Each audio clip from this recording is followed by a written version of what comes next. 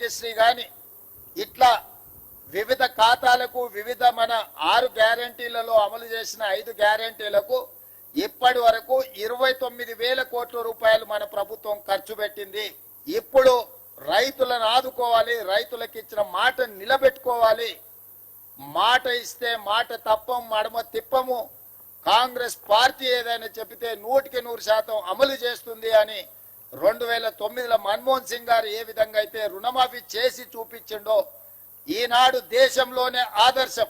ఇవాళ ఆర్థిక మంత్రిగా వారికి ఉన్న అనుభవాన్ని అంతా ఉపయోగించి ఏ మాత్రం వనరుల ఇబ్బంది జరగకుండా ఈ రోజు ముందుకు తీసుకెళ్తున్నాడు. వారికి ఆర్థిక మంత్రిగా బాధ్యత అప్పచెప్పినప్పుడు ఆయన గారు ఇచ్చిపోయిన అప్పు 7 లక్షల కోట్ల రూపాయలు.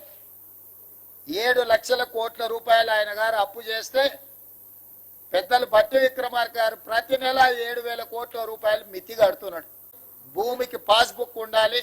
పాస్బుక్ బ్యాంకులో పెట్టి మీరు రుణం తెచ్చుకుంటే, రైతు రుణం తెచ్చుకుంటే ఆ రుణాన్ని మాఫీ చేస్తాము.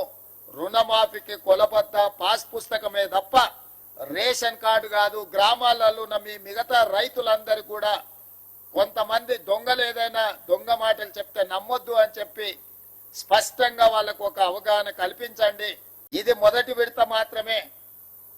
1,00,000 వరకు మొదటి విడతలో 100% లక్ష లోపల ఉన్న రైతులకు 100% రుణ విముక్తి కలిగించినము.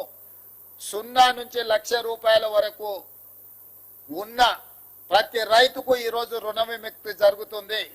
రెండవ విడత 0 నుంచి 1,50,000 వరకు ఉన్న లక్షలాది మంది రైతులకు రెండవ విడత 100% రుణమాఫీ చేస్తాము. మూడవ విడత 0 నుంచి 2 లక్షల వరకు ఉన్న రైతులకు 100% రుణ విముక్తి చేస్తాము.